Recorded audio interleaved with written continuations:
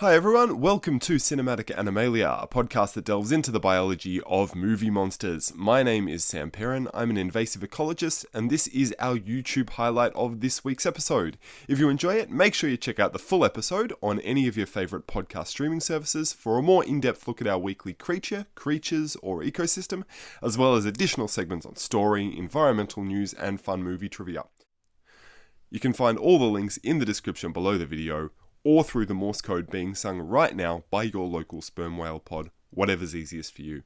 Thanks for listening, supporting, and hopefully learning. This monster dies via burns. Of course, a bunch of roasters stand around it and just make fun of its physical appearance, and it just gets shamed to death. You know, there's some sick burns. It happens. Group of mean girls picking on it.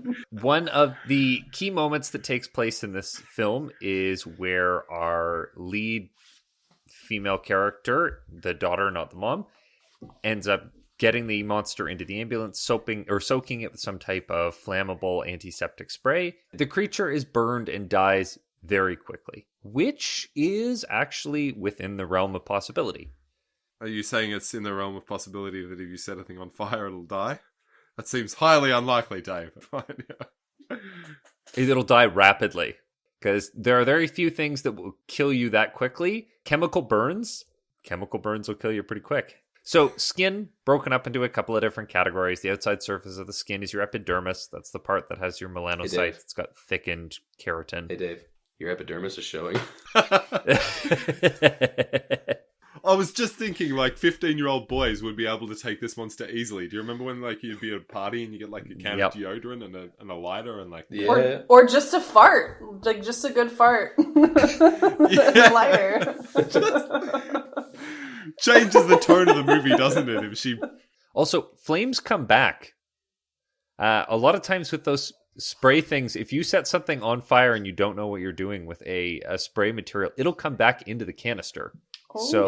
There is, it's not like that was designed for a flame. The epidermis is the outside surface of the skin. The dermis forms the lower layers. That's got your blood vessels, your lymph vessels, your sweat glands. And then right below that is the subcutis. It's sort of the deepest layer of the skin. It's got your collagen, your fat cells.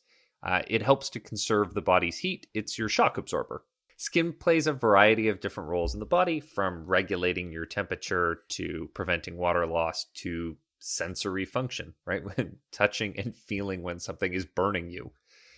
In terms of the classification of burns, first degree burns are those that basically just affect the epidermis, the outside surface. Second degree burns extend into the dermis. And then third degree burns are full thickness. They go through the epidermis, through the dermis, into the subcutis, and right down to the layer. Char. Yeah. Third degree burns, we are down to the layer that allows you to produce more skin. That's why we need grafts and other extensive processes.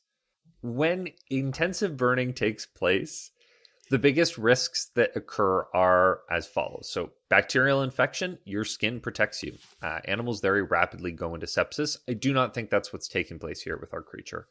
The more concerning ones are you can go into various forms of shock.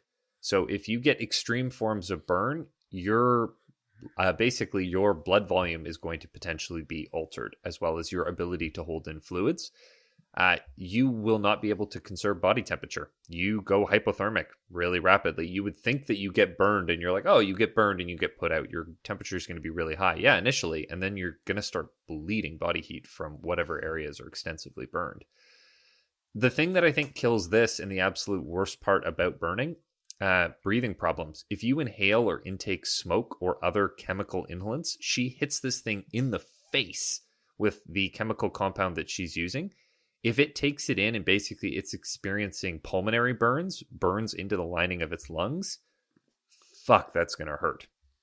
It can't breathe anymore. Nope. Now, it'll go into shock. And I mean, at a very basic definition, shock is just a situation in which your body is not able to meet its energy demands, where cells aren't getting the energy that it needs, whether or not that's oxygen, blood supply, sugar, whatever it might be. The worst part I kept thinking about this whole thing is, so she's likely hit it in the face with the fire. It's probably breathed it in and it's gone into shock, as well as extensive damage across its body, secondary to the burns she's triggered. When it tries to get up at the end, I was thinking, no fuck. like, it's not going to die instantaneously, right? Life really does fight on. We like this idea of there are these certain things that'll kill you really quickly. It's really rare in nature to find something outside of a chemical agent that we can introduce that kills you pretty much immediately. What about having a head chopped off? Hell, head chopped off? Well, but talk to the chicken that runs around for a while with its head chopped off. I don't think it's dead. I think at the end when she walks off, we've got a creature that is probably in extreme forms of shock. It will be dead soonish, but she basically burns it, and then she hits it repeatedly with a stick, and then leaves it for dead in the bushes. Well, I will say, as someone who went to the emergency room as a child because my sister threw a stick into my eye, don't underestimate the amount of damage that a little girl can do with a stick. Yeah.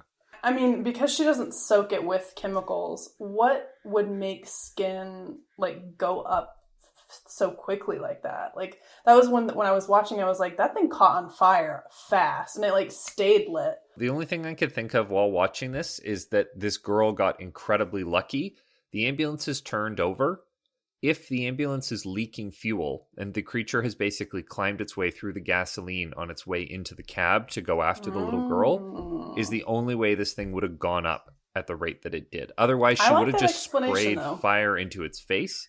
But I think she got really lucky. I think it climbed through some of the gasoline, didn't realize what it was doing, got into the vehicle, and she was like, oh, I'm so good with fire. And I'm like, you are so fucking lucky.